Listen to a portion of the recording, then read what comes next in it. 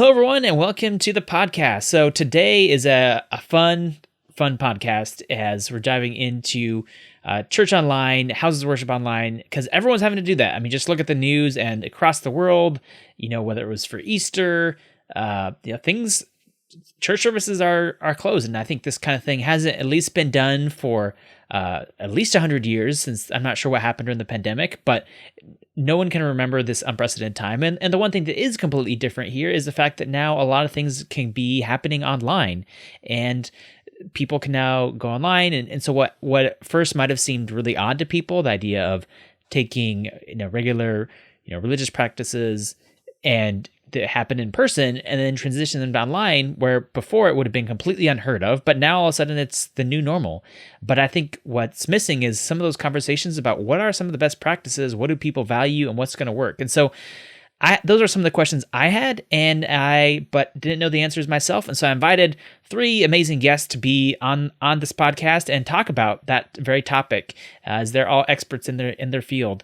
But I wanted to give a chance to introduce themselves. So how about let's start with you, Chris? Just tell us a little bit about your background and kind of the role that you're currently doing. I know you're also producing weekly content at your church. Yes. My name is Chris Jacobsen. Thanks for having me, Wes. Always good to see you guys. I live in the Pacific Northwest, and I run a small boutique company called 14 Images. I also produce content for a pastor down in LA. And as of the last, 5-6 weeks, been producing a weekly service for our church, Meadow Springs Community Church here in Portland. So yeah, I do a little bit of photo, a little bit of video, a little bit of podcast. So a little bit of everything. And now producing weekly content at the church. Yeah. Great. What about you, Mike?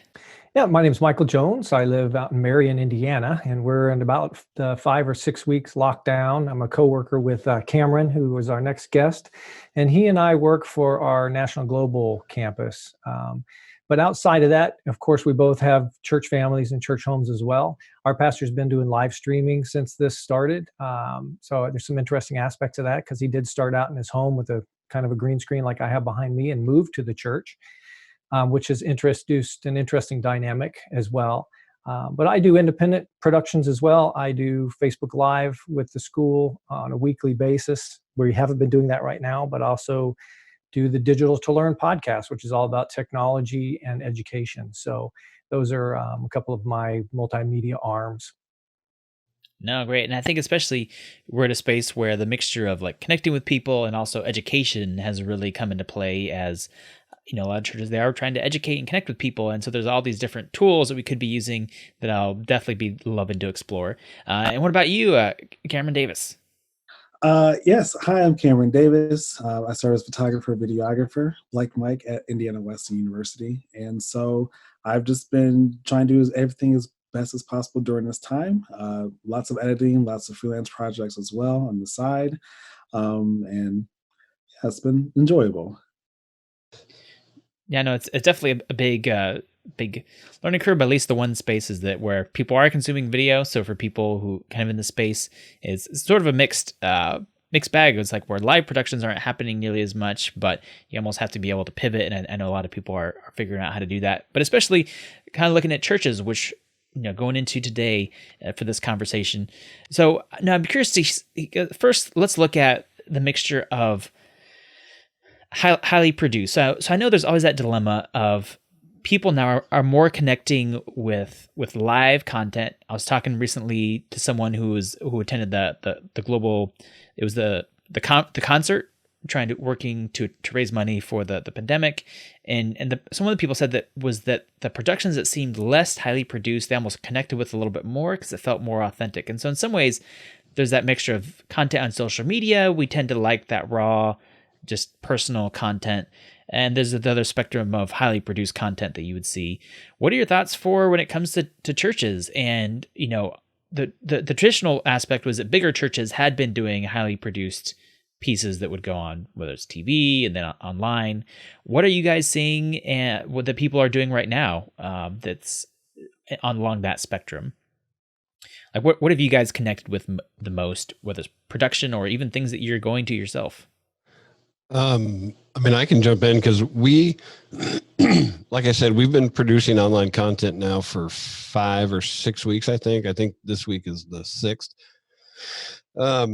The first week, we knew we needed to go online just to stay in touch with our own faith community. We were just really at the beginning scrambling to try to figure out how do we stay connected to the same body that we're connected with on Sunday morning. What do we do? What does it look like?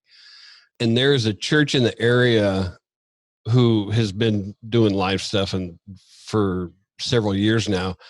And they actually opened their building up to other churches who were not set up. They said, hey, we've got all the video gear, all the audio gear.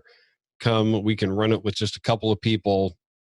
Come record whatever you want, and then you can take that content and do what you want with it.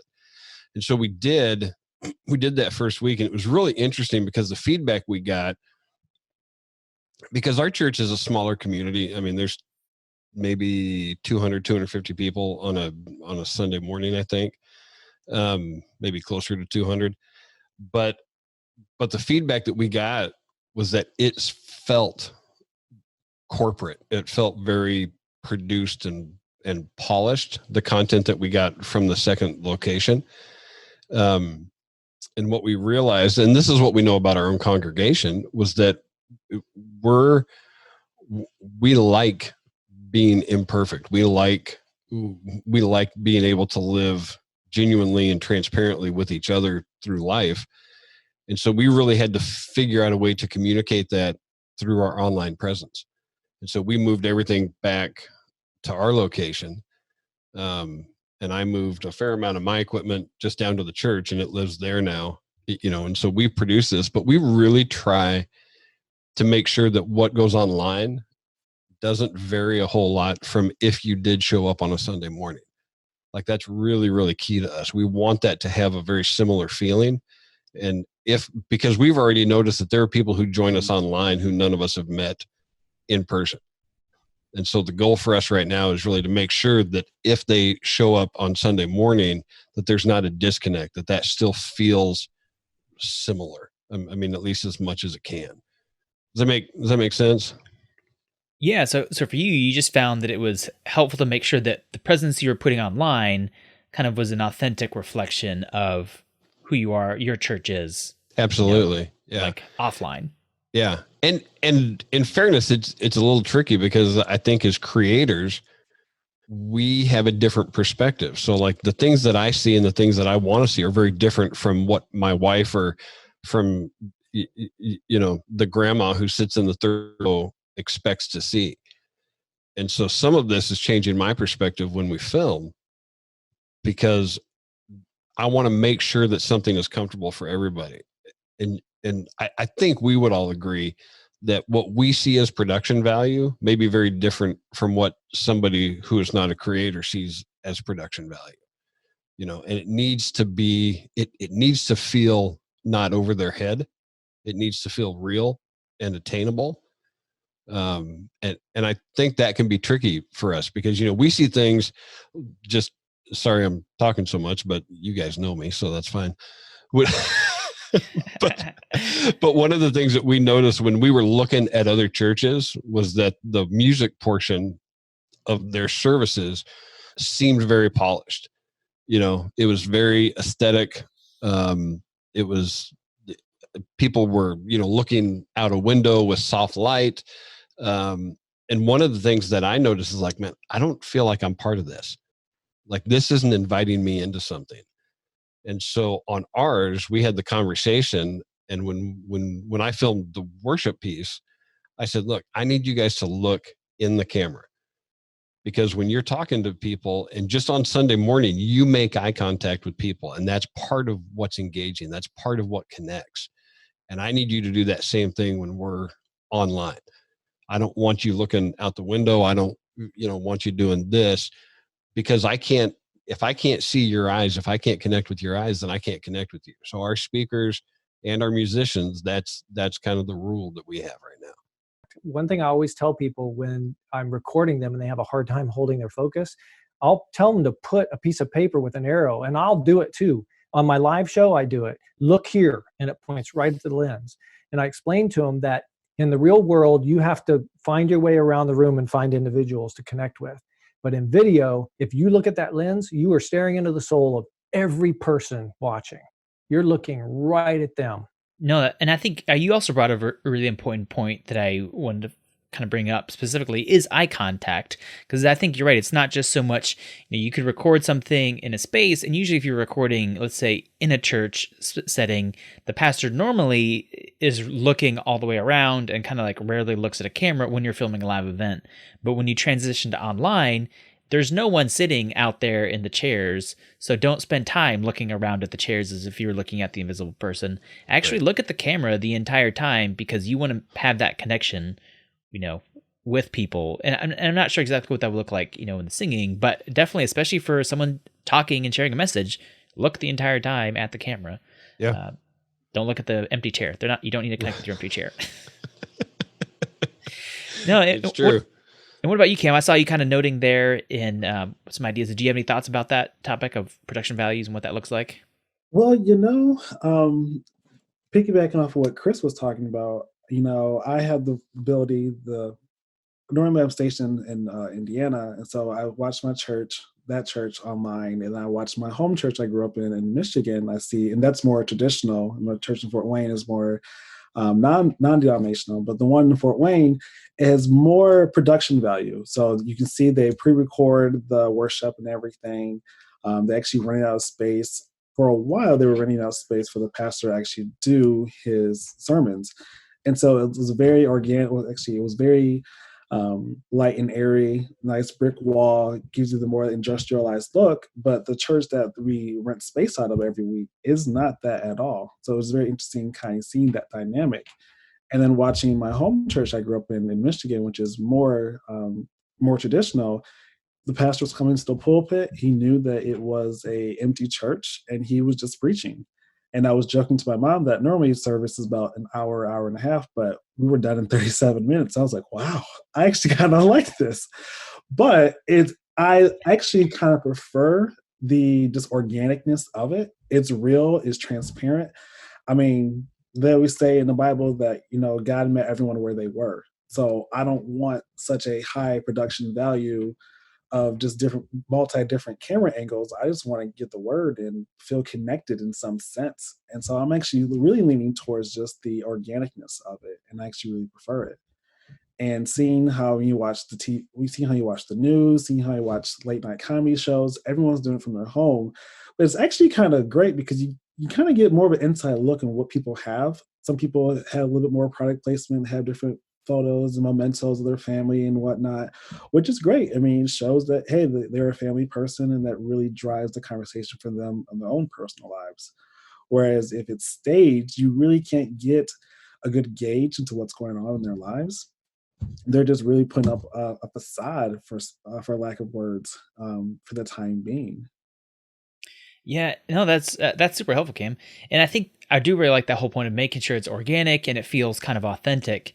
In terms of, so I think, both of you kind of iterated the point, was that when it felt overly produced more so than what the church would normally do, for you who went there, it didn't really seem, you had a harder time connecting with it, because it's like, this isn't us. Yeah. I mean, one last thing, being at home, everyone's more comfortable being in sweatpants or more casual attire. And when you watch, your pastor or whoever in their traditional setting in a pulpit, and people nowadays are watching things on their phone or on their tablets or whatever, it really just welcomes in this space for it. Where if it's overly produced and you're watching on your phone and you're in sweatpants or whatever, you just kind of feel, at least for me, kind of feel like a little bit of a disconnect a little bit in that sense. Yeah.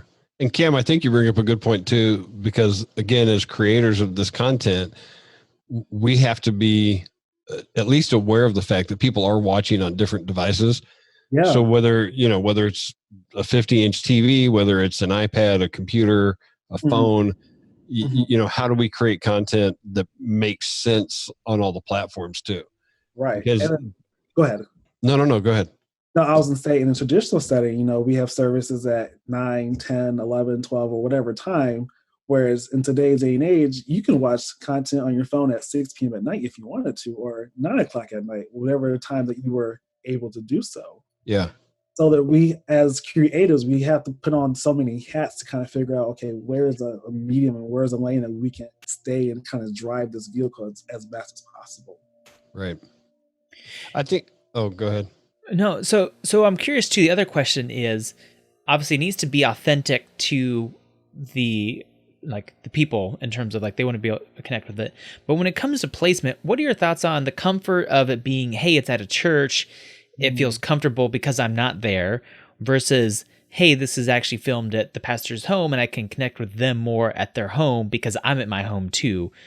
And so those are some of the things I've been trying to balance with what that looks like, where, hey, this is fun. He's communicating that, or she, that it's fun to be like, I'm delivering this from my house versus because that's what we're all doing. I don't know. Any thoughts there? Because I think that's also the biggest jump, because it's not, at that point, you're no longer most like what people would experience if they were in person. But it's a bigger jump. Any thoughts there, Mike? I'm curious about Mike's thoughts, because you said your pastor Definitely started like at home, right? At first, he started doing it with just a sheet behind him, that was kind of clunky, and he did the green screen, but not as well lit. So, you'd lose part of his head, and his chin would disappear every now and then, his shoulder would blink in and out, so that I found that to be a little distracting. And then he went to just a regular background, which I was like, okay, that's more comfortable. But then, like the last 2 Sundays, he's actually set up himself on the stage of the church and lit it with a microphone. And all of a sudden I found myself going, oh, I know that background. Oh, I'm comfortable. I just feel like I'm in church now. Yeah, I still had, 1,000 faces. And I never, like right now I have it on speaker view so I can see who's speaking. But I always do the gallery view because I want to see, and I turn off those that don't have video streaming because I want to see everybody's faces. And that's coming from an introvert. So I found that having my pastor on our natural church background made me feel comfortable at home, like, hey, I'm at church. And this is a place that I love. It's comfortable. I love being there. I like, it's simple decor, but it's a normal that I haven't had for a little while. So, I mean, that's just one perspective. I'd love to hear others. No, I think that's exactly right. Because when we got back to the church after that first week, that was the thing. Like, this felt, in all of this not normalness, and the fact that I can't go and see the things that I see every week and kind of have the time that I have places, like that felt, there was a comfort in seeing that. And it was like, oh no, I'm where I'm supposed to be with the people I'm supposed to be with. And you guys, Mike, you guys were doing it live then? Were you guys doing it through Zoom? No, not our church service. We are now. It's being done through Zoom and live, but no, we just would record a DVD right on a regular basis. Yeah, church, but right now what you're saying is that it was helpful having the live with the pastor in the church setting, kind of joining in, and because that's the one thing that I've seen is that people do really value is that sense of connection and that sense of just being able to connect and talk to people and see people. And so I think it's unfortunate because some of the larger churches can't necessarily do things that way in terms of the, like, obviously everyone joining in, but I think there is something in knowing that, hey, this is live and I'm okay with it not feeling as highly produced if it's live. Because I know I tend to value, especially right now, I value something if it's live way more than if it's like super pre-recorded. But I know, Chris, you guys are going the kind of the frame of making it pre-recorded and then play it, but you're doing it on a kind of regular basis. What was your decision about doing it that way, versus going live? To be perfectly honest, none of us trusted anything live, and I was like, yeah, this could get dicey real quick, just because we have never done it, and I didn't want the first foray into live being this and just watch it go south. So I think there was a little bit of strategy from us, because also we have had the conversation for a couple of years now to broadcast things and to go live and what that looks like. And it became obvious real quick that if we went live and something went wrong, it was going to take the progress we'd made in that conversation and destroy it. And we were going to end up at square one looking down the road. And so we needed to have, for lack of a better word, we needed to have a little more control of the content to make sure that we could kind of bring people along, not only from a strategy point, in ministry down the road, but also making sure that people were comfortable and that they got what they need. And so we just needed to make sure that we pieced that together better, for the first out of the gate. And it's interesting because we actually, like, our schedule right now is the musicians, and other than Easter, which there were 4, there's only been 2 at a time. So we keep, even in our filming scenario, there's only 3 of us there at a time. And so our worship pastor will record and mix everything Monday and Tuesday. And then I go and shoot, and they basically lip sync to those tracks just so we get the timing right. Shoot on Wednesday, and then Wednesday to Thursday, I edit all of the music and lyrics and all of the design elements of the screen, put all that together. And then today, like as soon as we're done here, I'm going to go back to the church. I'll shoot. One of the pastors will do like an intro and an outro to the service. And then the teaching pastor will teach, and I'll catch that. And then I'll just drop those in to the spaces that I've got in the timeline, and we'll push it. We'll get everything uploaded tonight. And then that gives everybody a break for tomorrow. And then it goes live on Sunday morning. And that's my question, actually, and I don't remember who brought this up, so I apologize, but with the Zoom, because one of the things that I found that I really enjoy, at least because we watch it through Facebook, is kind of that little dialogue that keeps popping up as it goes through, because it feels like Sunday morning. The people who talk a lot Sunday morning post a lot on Sunday morning. The people who are quiet are still quiet, So oddly, I'm up there a few times. But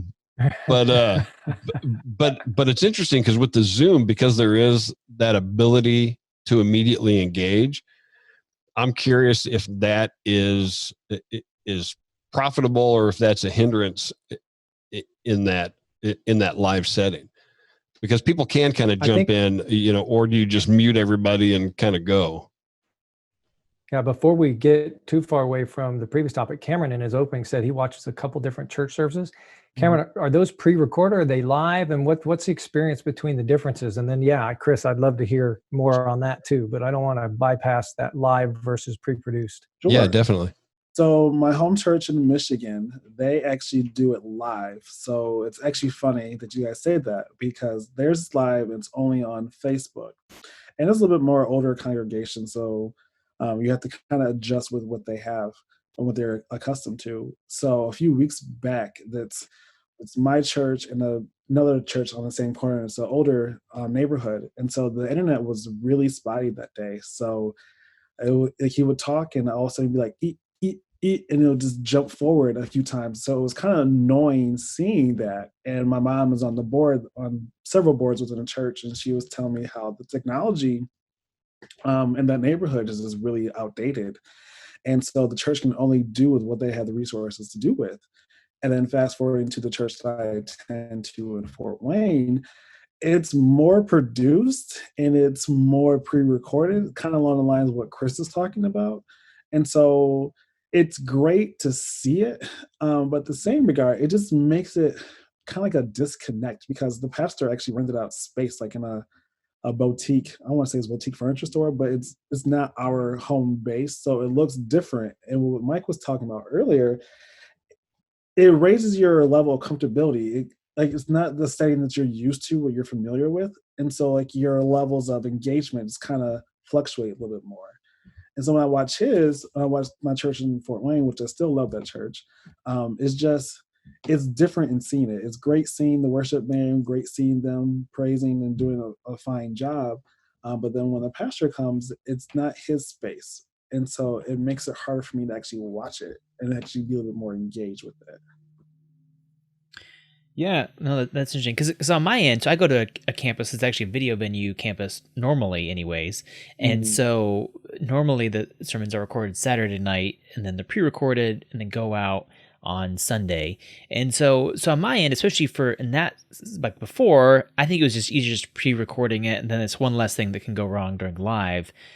In more of that setting, and you can also the worship is live, so you want to be able to have worship and then start whenever you need that without having to like hit it specifically. But then when they kept doing it in terms of the pre-recording to going on live, because we weren't seeing people live as much, I found that we almost missed having some of that connection to people where they're at. And so while you can say, hey, we're in week this 6 or whatever of this setting, and there is something about having it be live and recognize the moment that we are in, and having the speaking be in the moment. And obviously you have to have good audio, as you mentioned, Mike, or else everything just kind of falls apart.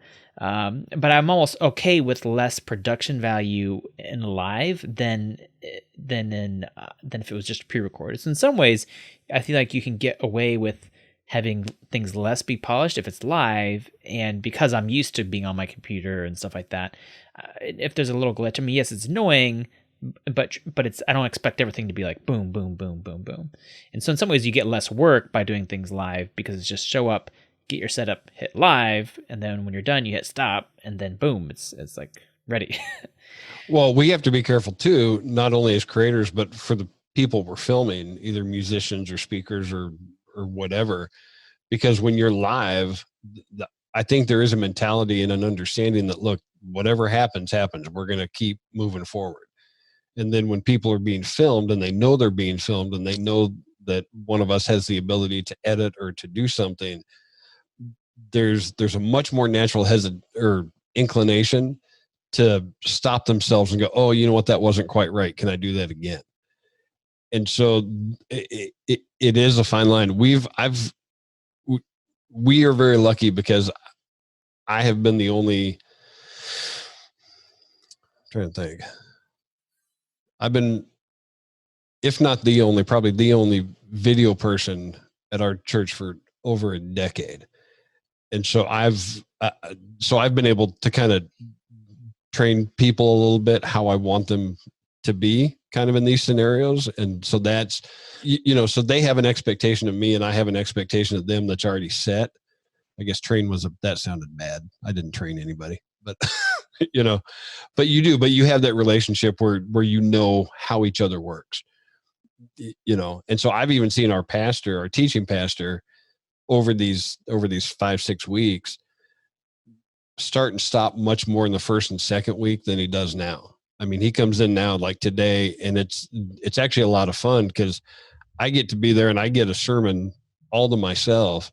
And I mean, he runs top to bottom and doesn't stop, and whatever it is, and he's comfortable with that, because again, he doesn't want this to feel too polished. He wants this to feel genuine and transparent, and just like it would on a Sunday morning. And he realizes he makes mistakes, and so it's not that's not a deal breaker to flub up a sentence or do something like that. You know what comes to mind real quickly is that the song "Welcome Holy Spirit, You Are Welcome Here."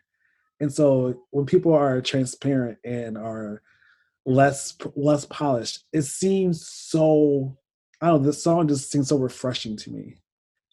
Hey, my internet's glitchy. Okay, cool. But the spirit is still here.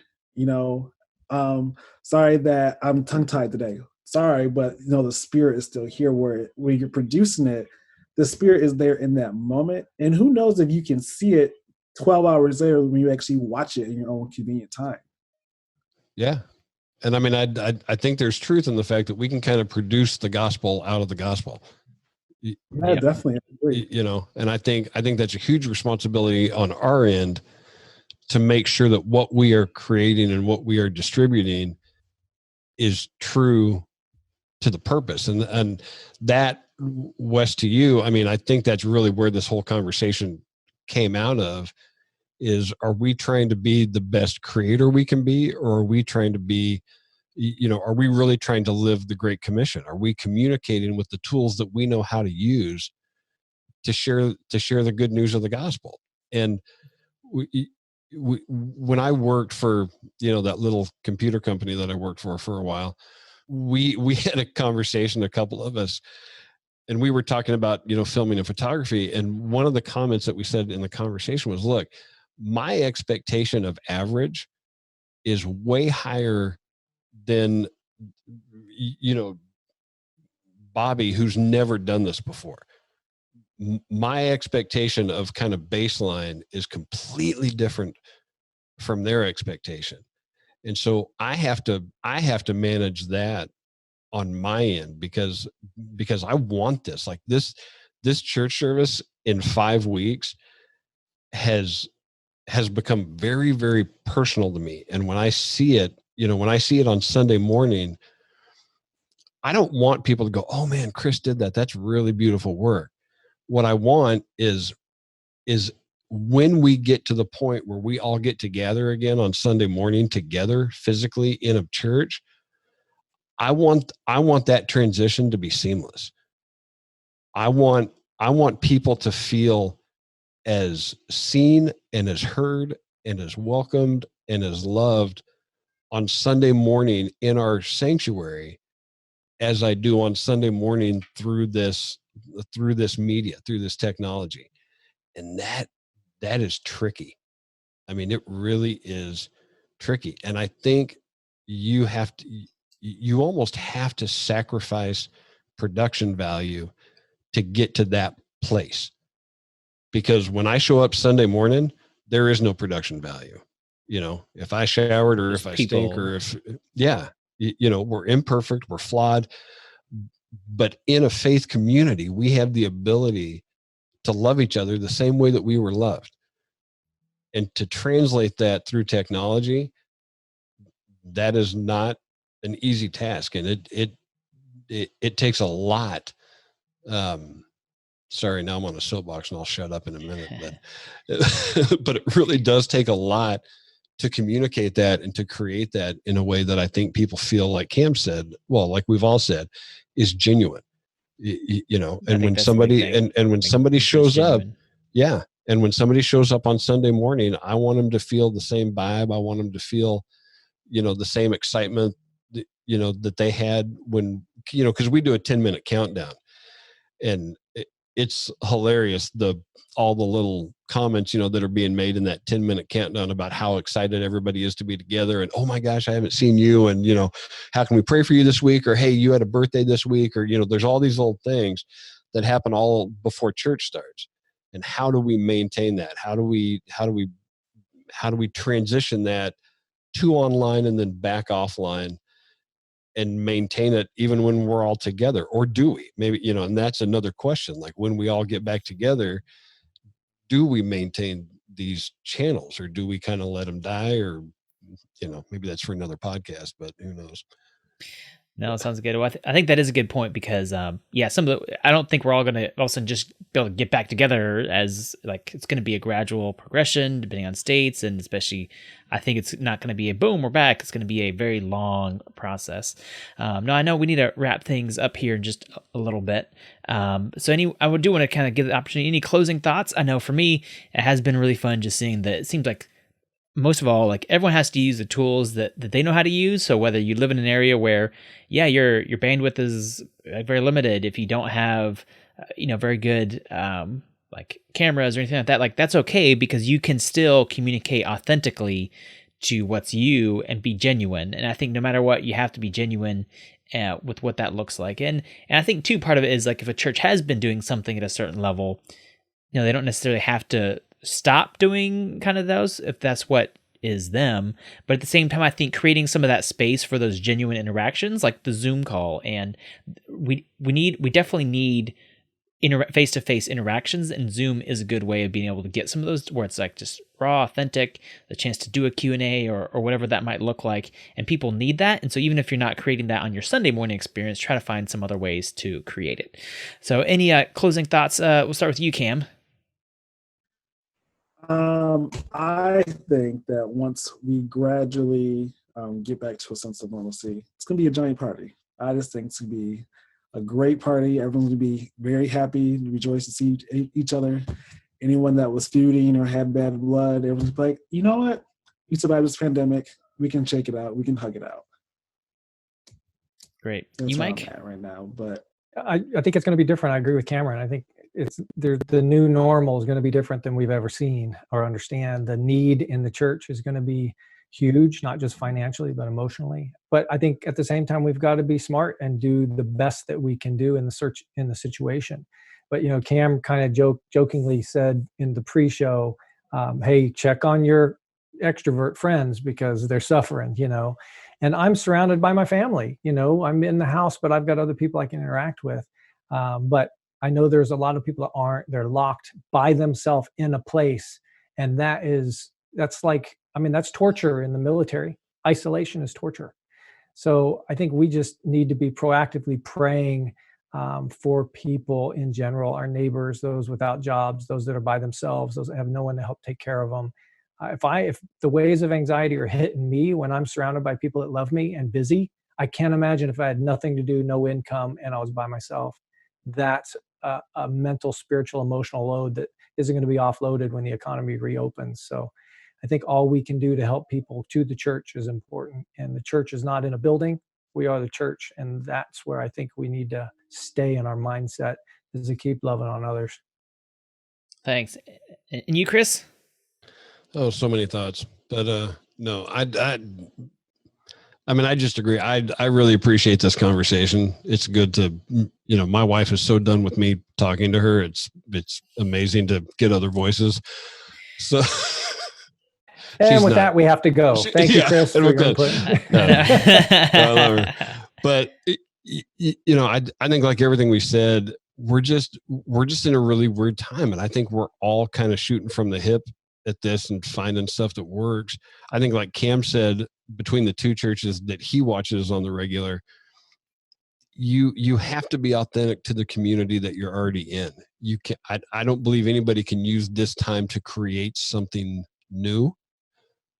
Which is hard for creators. I mean, that's all we do all day, 24 hours a day.